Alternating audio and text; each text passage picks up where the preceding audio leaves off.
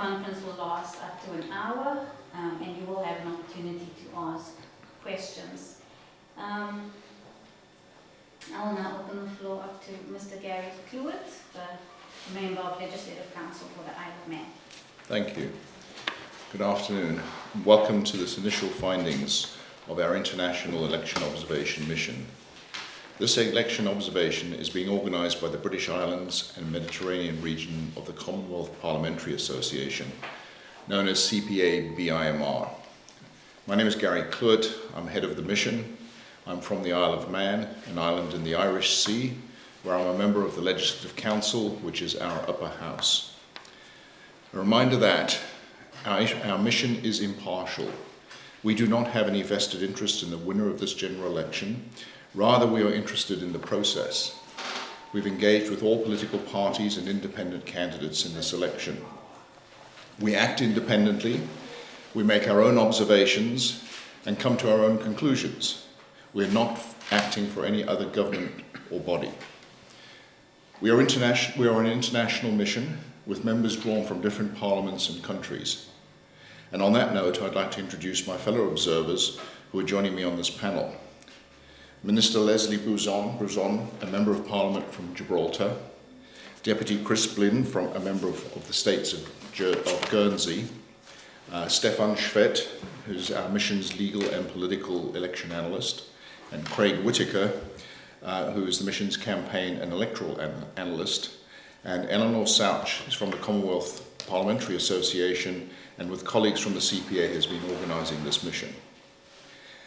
At the invitation of the Deputy Speaker of the Legislative Council, the Commonwealth Parliamentary Association, British Islands and Mediterranean region conducted an independent election observation mission to the St. Helena general election on the 3rd of September 2025. This was the second observation of an election in St. Helena following the virtual effort in 2021. The mission assessed the process against international standards and domestic law, engaging with a wide range of stakeholders and observing all stages of the election. St. Helena's unique political context, characterised by its small population, remote geography and status as a UK overseas territory, shapes its governance and electoral system. The transition to a ministerial model in 2021 was a significant step toward enhancing accountability and modernising public administration. While progress is ongoing, further clarity in roles and responsibilities, as well as improved transparency, would help consolidate these reforms. Leslie? Thank you, Gary. The legal framework provides a sound basis for democratic elections, and the electoral process was conducted in a peaceful, orderly, and professional manner. The returning officer and election team are widely regarded as impartial and competent, meeting all statutory deadlines and ensuring a transparent process. Voters demonstrated civic responsibility, and polling staff facilitated inclusive participation to the extent possible. The mission has, however, identified several areas where enhancements could increase democratic engagement and accessibility. Thank you, Leslie. The current block voting system is simple and familiar, but the requirement to cast the ballot in a specific district, combined with limited alternative voting methods, may affect turnout. Stakeholders expressed interest in exploring more flexible and inclusive voting systems. While campaigning was generally subdued, some stakeholders reported that it was more active than in previous elections, with social media playing an increasingly important role. Voters had access to candidate information, but the absence of structured debates and campaign finance regulation limits transparency and informed choice. The emergence of more assertive campaign tactics suggests a shift in political culture that may benefit from clearer guidance and oversight. Persons with disabilities continue to face barriers to full political and electoral participation, while women hold leadership roles and their participation in election administration is notable. Representation in the Legislative Council declined in 2025. Addressing these challenges will be essential to ensuring quality and inclusion in future elections. The mission commends the professionalism of election officials and the peaceful conduct of the election. In its final report, CPA BIMR will offer recommendations aimed at supporting St. Helena's efforts to strengthen its democratic institutions. Drawing on good governance from other overseas territories and Crown dependencies, the island has a valuable opportunity to build on its achievements and further enhance transparency, accountability, and inclusive participation. In addition to this statement, a longer final report that may include recommendations will be published within 2 months of election day. We hope that these will be of benefit to St. Helena and contribute to strengthening of democracy. Now we're happy to take any questions from those present may have. I would like to know, you mentioned other options in voting. What would you be suggesting with regards to that, like remote voting or pre-voting beforehand? The voting here was talking about specifically there would need to be in a certain district. So it could be, in effect, potentially island-wide voting as an example. So they're not limited to one district. Would a limiting factor with that not be the identification, that we don't have like voter identification, so it would be more difficult to regulate who votes and has already voted when you have people voting in different districts? So potentially, and we have understood that there isn't one ID that could be used. So the only other alternative would be in the time between getting the electoral register ready and getting the documents prepared so that each district has all of it. The restriction is ensuring that people don't go to 2 particular districts to vote. So that would be one concern, but there is the option of technology and looking at it. So there are options, it just needs some careful consideration. And that would probably give more access. Sorry, I'm just doing a follow-up Oh, on that. no, That's right. That would just give more access possibilities to people with disabilities that could not come down to voting stations then as well? Yes, in the first instance they could just go to the nearest points, but also for others to feel that it's easier to just register and vote where they wish, especially maybe between work and the area they have to go, that would take that into account. Craig, would you like to? I think the important thing to note is that actually we're not here to be prescriptive.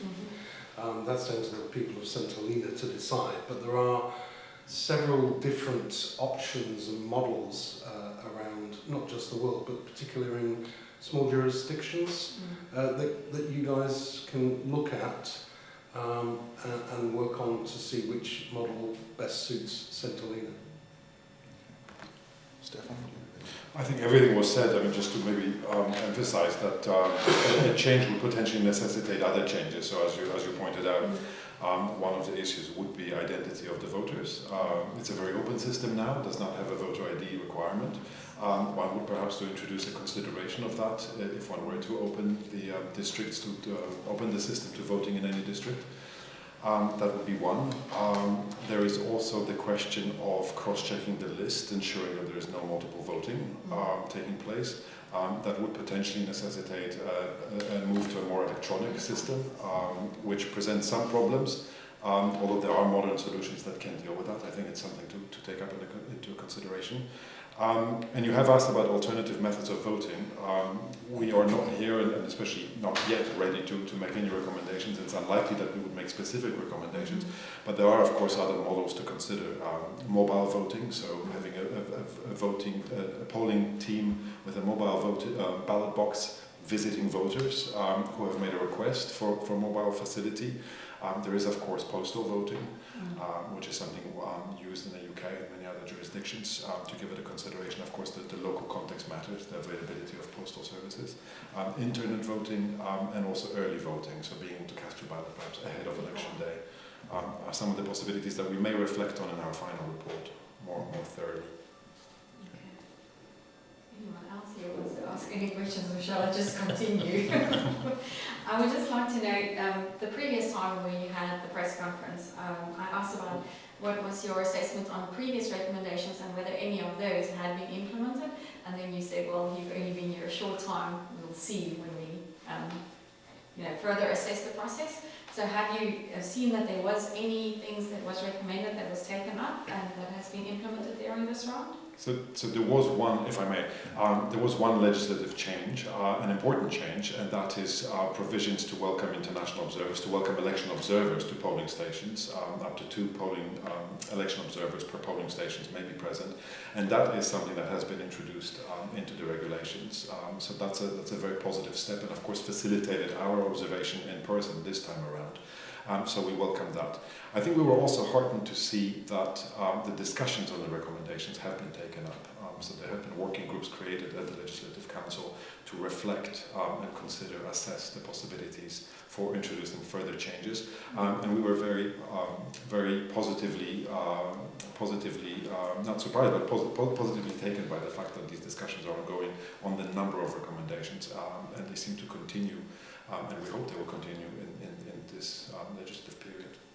I think one of the things, none of us were here during the last election because of COVID, but I certainly get the sense that they've made far greater effort this time on access to the polling stations for people with disabilities and things. But again, it's without having viewed it, it's a difficult thing, but I got the sense that that was taken seriously, and that the 3 reports that have been produced by the working groups there were recommendations ready to go in that, but they just sort of ran out of time. And then hopefully the new incoming legislature will pick that up, and possibly with the current regulations, and sort of move quite quickly to implement whatever they're able to. Okay. Does anyone else have any? Anyone else have any comments? No. Okay. All in all, a positive view of the election process here, on the most. Yes. I think actually the professionalism of the elections administration was to the letter almost. The way the registration was sorted, the way the polling day was run, the way the count was run, was incredibly professional and noteworthy of being the best it could be. I don't think we haven't to date received one complaint about the process. Not this time yet, but so yes, on the whole, the process of elections was run incredibly well by the team here. If I could add, Sorry. I was just saying that what struck me is there's a real sense of civic duty, the people working the polling stations, just the order, the seriousness of this work towards democracy, and people come through, and the way it was all maintained and organised. It was very, very impressive. Yeah, absolutely. Nothing obvious came up that was of any concern to us. So. Yeah. I was particularly impressed with the level of detail and the instructions given to the people working in the presiding office and the assistant presiding officer, and I think the checklists and everything, it was really well done and executed. Obviously from the media side, for me it's interesting to hear from when you said some limitations and some framework might be necessary in future with regards to campaigning. Would there be another jurisdiction that you would think would be a good thing to base our view on, to look at that kind of regulation? Because I'm thinking now to take the UK's regulations into account here with a little bit of an overkill for the small jurisdiction that we're in. So would there be something like that that you would have? Actually, I think any of the 3 jurisdictions here have fairly comprehensive campaign, finance and regulation, and if there is any intent on St. Helena to introduce political parties, there's nothing to stop anyone creating a political party, but you do absolutely at that point need the ability to be able to register them and control them through legislation and things.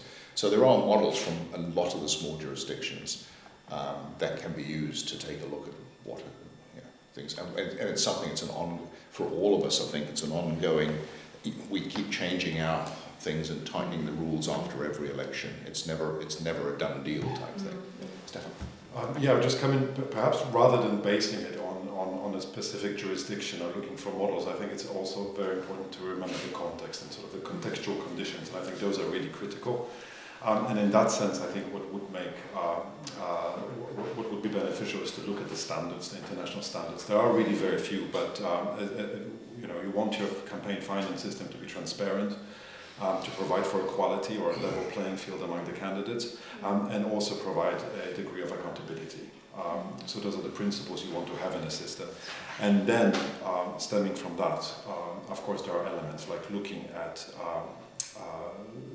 issue of donations and income, whether there may be cause for regulating those, regulating expenses, and of course, very important, providing for reporting, disclosure, and then proper oversight of this. So there are elements, and there are standard elements in the international framework, and I think that would be sort of the starting point for those debates here on the island. So there's currently none of that kind of No, regulations? that's the overarching comments we're making is based on the fact that there isn't legislation around financial openness and transparency with elections. And similarly, whilst it's not illegal to set up a party political machine here, there's no legislation that is overarching and regulates it. So there's a couple of points there.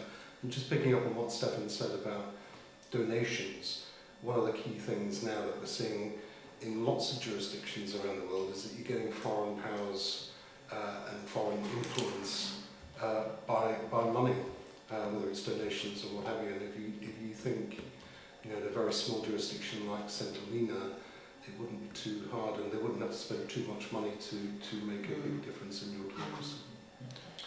Yeah, equal access is for everybody, whether it's to become an elected representative or voter, is exceedingly important. And in fact, money can be one of the biggest factors in creating the inability for the inequality, because people with deep pockets can have no restrictions, and you don't want to discourage and deter people who have no physical resource, they don't have a lot of money from running. I mean, that is the key. And money is one of the easiest ways to disrupt the system.